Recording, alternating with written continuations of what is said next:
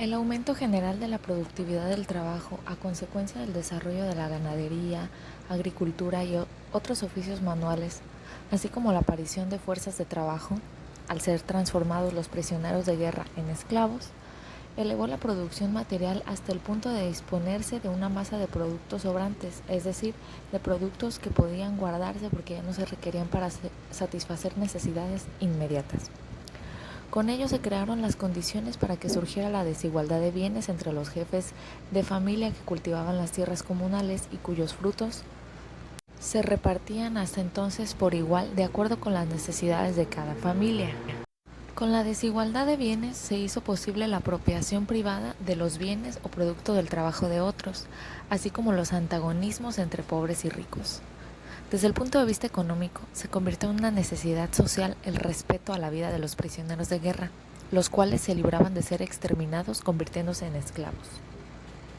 Con la descomposición del régimen comunal y el surgimiento de la propiedad privada, fue acentuándose la división entre hombres libres y esclavos.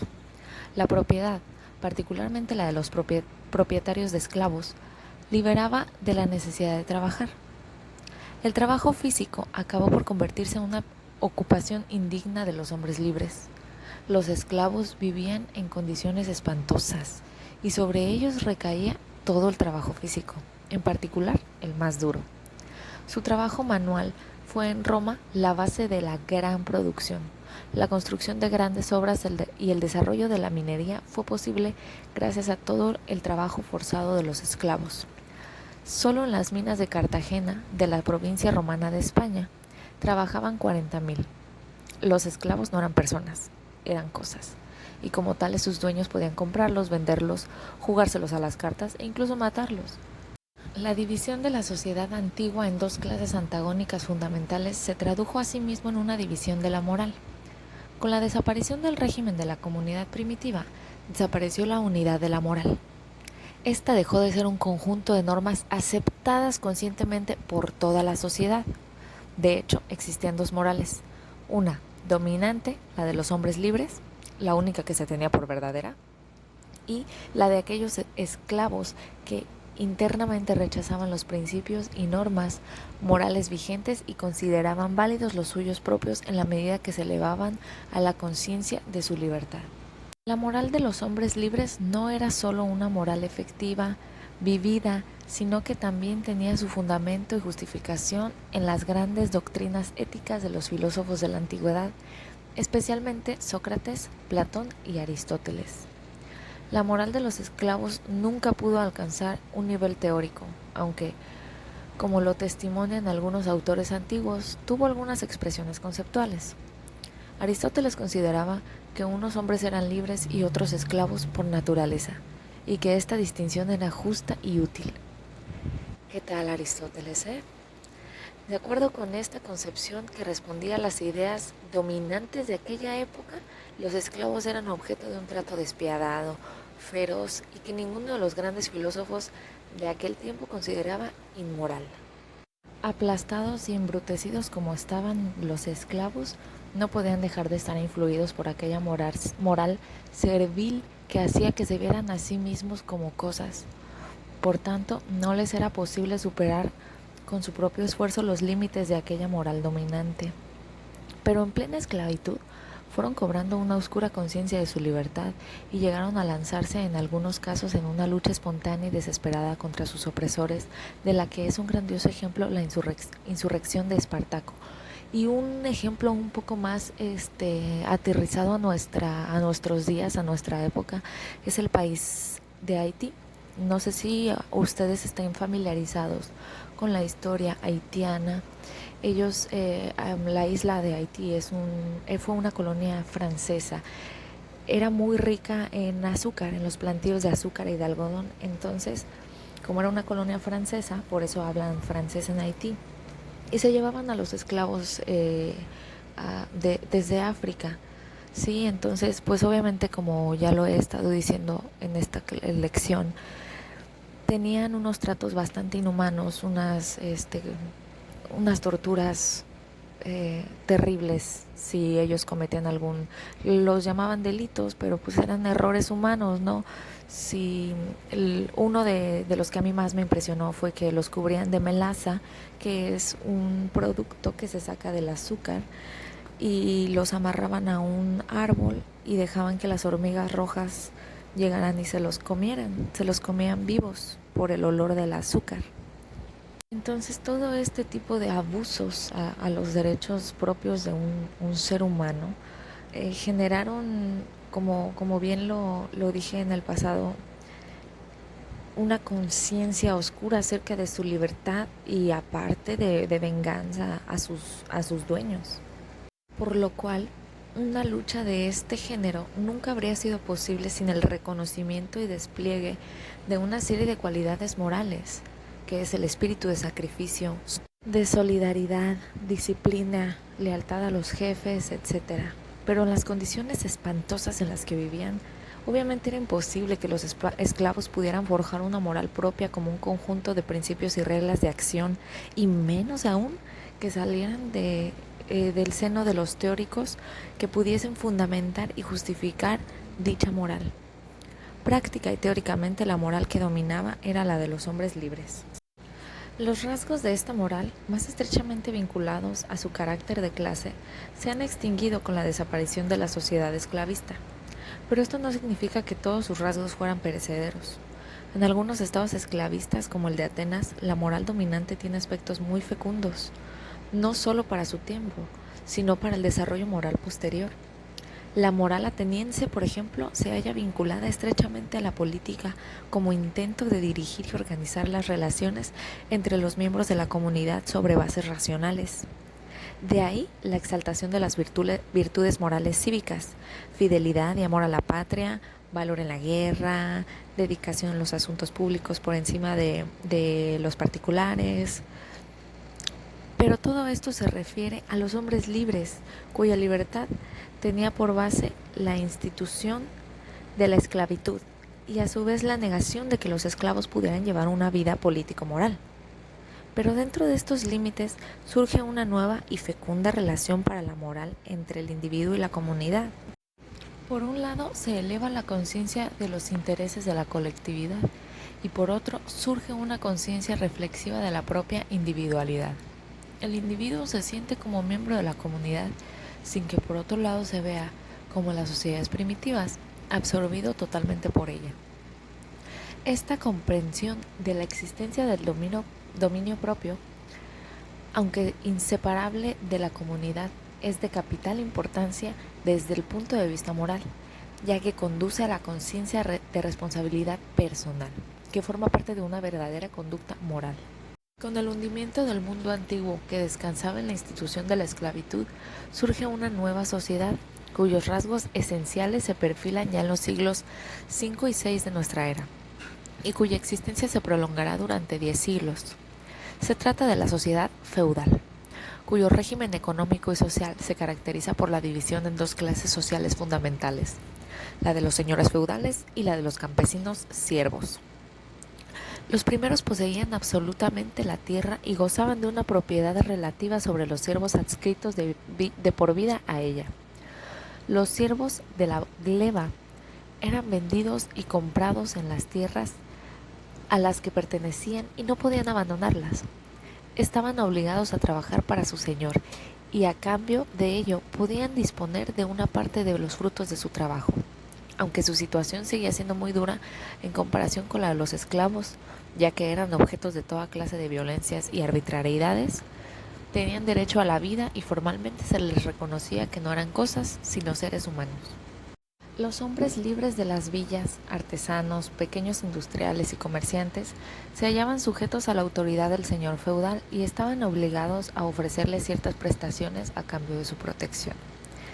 Pero a su vez cada señor feudal se hallaba en una relación de dependencia o vasallaje, no forzosa sino voluntaria, respecto de otro señor feudal más poderoso al que debía ser leal o a cambio de su protección militar, constituyéndose así un sistema de dependencias o vasallajes en forma de una pirámide, es decir, una jerarquía cuyo vértice era el señor más poderoso, el rey o el emperador. En ese sistema jerárquico se insertaba también la iglesia, ya que también disponía de sus propios feudos o tierras.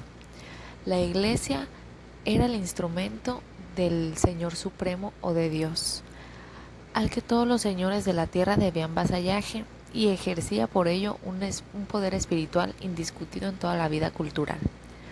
Pero, al mismo tiempo, su poder se extendía a los asuntos temporales, dando lugar a constantes conflictos con reyes y emperadores que se trataban de dirimir conforme a la doctrina de las dos espadas. La moral de la sociedad medieval respondía a sus características económico-sociales y espirituales, de acuerdo con el papel preeminente de la Iglesia en la vida espiritual de la sociedad. La moral estaba impregnada de un contenido religioso, puesto que el poder espiritual eclesiástico era aceptado por todos los miembros de la comunidad, los feudales, artesanos, siervos, etc. Dicho contenido aseguraba cierta unidad moral de la sociedad, pero al mismo tiempo, y de acuerdo con las rígidas divisiones sociales en estamentos y corporaciones, se daba una estratificación moral, es decir, una pluralidad de códigos morales. Así había un código de los nobles o caballeros con su moral caballeresca y aristocrática, códigos de las órdenes religiosas con la moral monástica, códigos de los gremios, códigos universitarios, etc. Solo los siervos carecían de una formulación codificada de sus principios y reglas, pero de todos esos códigos hay que destacar el que correspondía al de la clase social dominante, el de la aristocracia feudal. La moral caballeresca y aristocrática se distinguía, como la de los hombres libres de la antigüedad, por su desprecio por el trabajo físico y su exaltación del ocio y la guerra. Un verdadero noble debía ejercitarse en todas las virtudes caballerescas: montar a caballo, nadar, disparar flechas, esgrimir, jugar ajedrez, componer versos de la bella dama, etc. El culto al honor y el ejercicio de las altas virtudes tenían como contrapartida las prácticas más despreciables. El valor en la guerra se acompañaba de crueles hazañas. La lealtad al Señor era oscurecida con frecuencia por la hipocresía, cuando no por la tradición o la felonía. El amor a la bella dama o a la dama del corazón se conjugaba con el derecho de pernada, o con el derecho de impedir la boda de una sierva o incluso a forzarla. La moral caballeresca partía de una premisa de que el noble, por hecho de serlo por su sangre, tenía ya una serie de cualidades morales que lo distinguían de los plebeyos y siervos. De acuerdo con esta ética, lo natural, la nobleza de la sangre, tenía ya de por sí una dimensión moral, en tanto que los siervos, por su origen mismo, no podían llevar una vida verdaderamente moral. Sin embargo, pese a las terribles condiciones de dependencia personal en el que se encontraban y a todos los obstáculos de todas índoles para elevarse a la comprensión de raíces sociales, de sus males en su propio trabajo y particularmente en la protesta y su lucha por mejorar sus condiciones de existencia, los siervos iban apreciando otros bienes y cualidades que no podían encontrar cabida en el código moral feudal: su libertad personal, el amor al trabajo en la medida en la que se disponía una parte de sus frutos, la ayuda mutua y la solidaridad con los que sufrían su misma suerte. Así pues, mientras no se liberaban efectivamente de su dependencia personal, la religión les ofrecía su libertad e igualdad en el plano espiritual, con ello la posibilidad de una vida moral que, en este mundo real, como siervos, les era negada. En las entrañas de la vieja sociedad feudal fueron gestándose nuevas relaciones sociales, a las que habría de corresponder una nueva moral, es decir, un nuevo modo de regular las relaciones entre los individuos y entre ellos y la comunidad. Surgió y se fortaleció una nueva clase social, la burguesía, poseedora de nuevos y fundamentales medios de producción, manufacturas y fábricas, que iban desplazando a los talleres artesanales, y a la vez fue surgiendo una clase de trabajadores libres que, por un salario, vendían o alquilaban durante una jornada su fuerza de trabajo.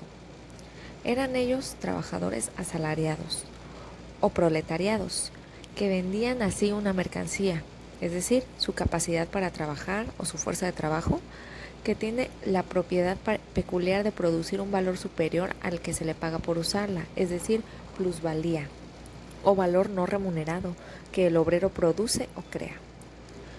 Los intereses de una nueva clase social, vinculados al desarrollo de la producción y expansión del comercio, exigían mano de obra libre y, por tanto, la liberación de los siervos, así como la desaparición de trabas feudales para crear un mercado nacional único y un Estado centralizado que acabaran con la fragmentación económica y política.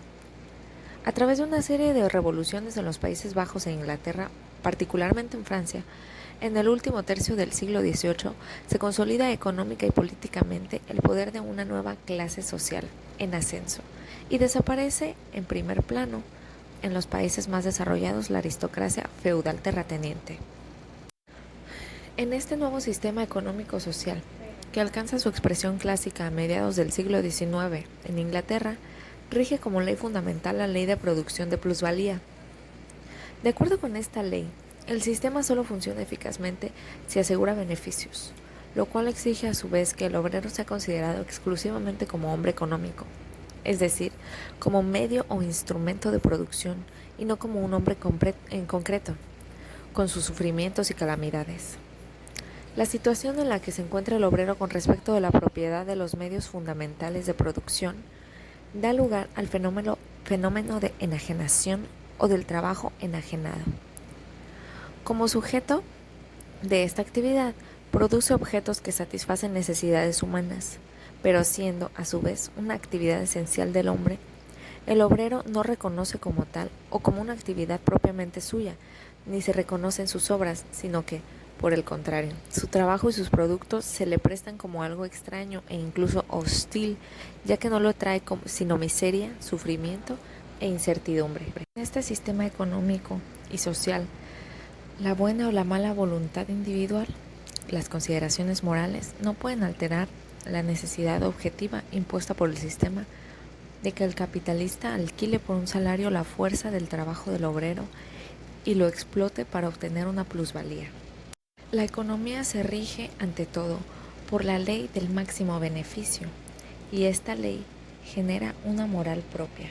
Por lo tanto, el culto al dinero y la tendencia a acumular los mayores beneficios constituyen un terreno abonado para que en las relaciones entre los individuos florezcan el espíritu de posesión, egoísmo, la hipocresía, el cinismo, el individualismo exacerbado. Cada quien confía en sus propias fuerzas y desconfía de la de los demás. Busca su propio bienestar, aunque haya que pasar por encima del bienestar de los demás. La sociedad se convierte en un campo de batalla en el que se libra una guerra de todos contra todos. Tan es así la moral individualista y egoísta que responde a las relaciones sociales burguesas. Sin embargo, en tiempos ya lejanos, cuando era una clase social en ascenso y trataba de afirmar su poder económico y político frente a la caduca y decadente aristocracia feudal, la burguesía estaba interesada en mostrar ante ella su superioridad moral. Qué ironía, ¿no? Y con este motivo, a los vacíos de la aristocracia, el desprecio por el trabajo, el ocio, el libertinaje en las costumbres, etc., contraponía sus virtudes propias: laboriosidad, honradez, puritanismo, amor a la patria y a la libertad, etc. Pero todas estas virtudes que respondían a sus intereses de clase en su fase ascensional fueron cediendo con el tiempo a nuevos vicios: parasitismo social, doblez, cinismo, etc. En los países más desarrollados, la imagen del capitalismo ya no corresponde, en muchos aspectos, a la del capitalismo clásico, que representaba a Inglaterra a mediados del siglo pasado. Gracias, sobre todo, al impetuoso progreso científico y tecnológico de las últimas décadas, se ha elevado considerablemente la productividad del trabajo. Sin embargo, pese a muchos cambios experimentados, la médula del sistema se mantiene: la explotación del hombre por el hombre y su ley fundamental, la obtención de la plusvalía. Con todo, en algunos países, la situación de la clase obrera no es exactamente la misma de otros tiempos. Bajo la presión de sus luchas reivindicativas y de los frutos de ellas recogidos en la legislación social vigente, se puede trazar a veces un cuadro de situación del obrero que ya no corresponde a la del siglo pasado, con sus salarios bajísimos, jornadas de 12 a 14 horas, carencia total de los derechos y prestaciones sociales, etc. De los métodos más brutales de explotación del capitalismo clásico, se pasó en nuestro siglo a los métodos científicos y racionalizados con el trabajo en cadena, en el que a una operación laboral se divide en múltiples partes que hacen el trabajo de cada individuo repetido monótonamente durante una jornada, una labor mecánica, impersonal y agobiante. La elevación de las condiciones materiales de la vida del obrero tienen como contrapartida un reforzamiento terrible de deshumanización o enajenación al privar a su trabajo de todo carácter consciente o creador. Pero en estas formas de explotación se le ha pasado últimamente a otras basadas en una pretendida humanización o moralización del trabajo. ¿A qué me refiero cuando digo que el trabajo se ha hecho de manera monótona y que se ha dividido? Bueno, pues como en algunas fábricas, les pongo un ejemplo de la realización de zapatos, están los pespuntadores, están los cortadores, están las adornadoras. Ya no se hacen los zapatos de una manera artesanal, que un artesano se dedique a hacer un zapato completo. Ya pues los que cortan las plantillas, ya están las plantillas todas hechas y cortan y cortan y cortan plantillas y plantillas y plantillas y ya no pueden ver el producto de su trabajo. Ya están los que los pespuntan, que es coser de manera industrial los zapatos o las chamarras, y quienes los adornan, etcétera, ¿sí? Entonces ya no es, como les digo, que pueda realizar un trabajo y apreciar el producto final. La moral que se le inculca como una moral común, desprovista de todo contenido particular, contribuye a justificar y reforzar los intereses del trabajo regido por la ley de la producción de la plusvalía, y es por ello una moral ajena a sus verdaderos intereses, humanos y de clase. Así como la moral burguesa trata de justificar y regular las relaciones entre los individuos en una sociedad basada en la explotación del hombre por el hombre, así también se echa mano de la moral para justificar y regular las relaciones de opresión y explotación en el marco de una política colonial o neocolonialista. La explotación y el saqueo de pueblos enteros por potencias coloniales o imperialistas tiene ya larga historia. Nosotros somos un claro ejemplo de esto. Sin embargo, el intento de cubrir esa política con un manto moral es relativamente moderno. En este terreno se da un proceso semejante al operado históricamente en las relaciones entre los individuos. De la misma manera en la que el esclavista en la antigüedad no consideraba necesario justificar moralmente su relación con el esclavo, ya que éste ante sus ojos no era una persona, sino una cosa o un instrumento, y de modo análogo también como el capitalista del periodo clásico no veía la necesidad de justificar moralmente el trato bárbaro y despiadado que infligía en el obrero, ya que para él solamente era un hombre económico, y la explotación un hecho económico, perfectamente natural y racional. Así, también durante siglos, los conquistadores y colonizadores de pueblos consideraron que el juzgamiento, saqueo, exterminio de ellos no requerían ninguna justificación moral. Durante siglos y siglos la espantosa violencia colonial, bárbaros métodos de explotación de la población autóctona y exterminio en masa de ella se ejerció sin que se planteara problemas morales a los que ordenaban o los llevaban a cabo. Pero en los tiempos modernos, y justamente en la medida en la que los pueblos juzgados o coloniados no se resignan a ser dominados, se echa mano de la moral para justificar la opresión. Esta moral colonialista empieza por presentarse como una virtud del colonizado, lo que responde a los intereses del país opresor, la resignación, el fatalismo, la humildad o la pasividad. Pero los opresores no solo suelen hacer hincapié en estas supuestas virtudes, sino en una pretendida catadura moral del colonizado, su haraganería, criminalidad, hipocresía, apego a la tradición, etc., que viene a justificar la necesidad de imponerle una civilización superior. Frente a esta moral colonialista que responde a intereses sociales determinados y los pueblos juzgados han ido afirmando cada vez más su propia moral, aprendiendo a distinguir sus propias virtudes y sus propios deberes.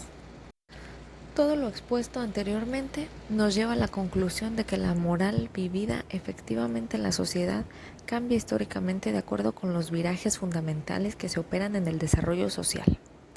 De ahí los cambios decisivos de la moral que se operan al pasarse de sociedad esclavista a la feudal y de esta a la sociedad burguesa. Vemos asimismo que en una y la misma sociedad, basada en la explotación de unos hombres por otros o de unos países por otros, la moral se diversifica de acuerdo con los intereses antagónicos fundamentales. La superación de este desgarramiento social y por tanto la abolición de la explotación del hombre por el hombre y del sojuzgamiento económico y político de unos países por otros constituye la condición necesaria para construir una nueva sociedad en la que impere una moral verdaderamente humana, es decir, una moral universal, válida para todos los miembros de ella, ya que habrían desaparecido los intereses antagónicos que conducían a una diversificación de la moral o incluso a unos antagonismos morales que hemos señalado anteriormente.